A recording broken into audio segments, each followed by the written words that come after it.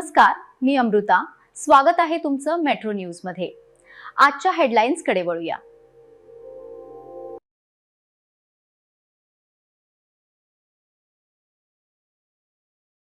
गेल्या 19 दिवसापासून दिल्ली येथील जंतर मंतर येथे आपल्या देशातील एक थोर वैज्ञानिक आणि एक शिक्षक गेल्या 19 दिवसापासून अन्नत्याग करून उपोषण करत आहेत.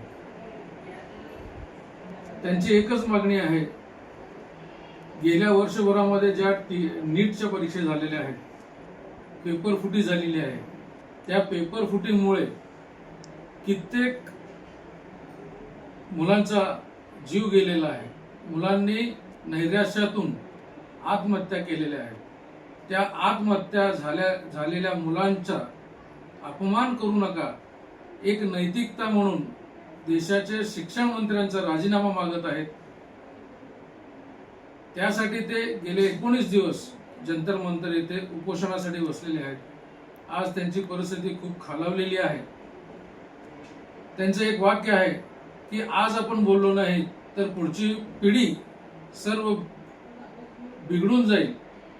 जर असे पेपर फुटीतून डॉक्टर निर्माण होत असतील, इंजिनियर निर्माण होत असतील, तर देशाचं भविष्य हे अंधकारमय दिसत आहे, असं ते म्हणत होते.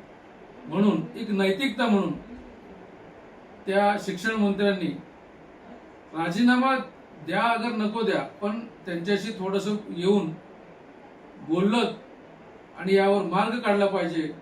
यासाठी आम्ही अहिल्याबाई प्रशाला व कनिष्ठ महाविद्यालय येथील सर्व शिक्षक त्यांच्या कार्यासाठी एक समर्थन म्हणून आजचा दिवस आम्ही सर्वजण एक दिवसाचा उपवास करून सोनम सरांना समर्थन देत आहोत आणि त्यांच्या पाठीमागे खंबीरपणे उभे आहोत.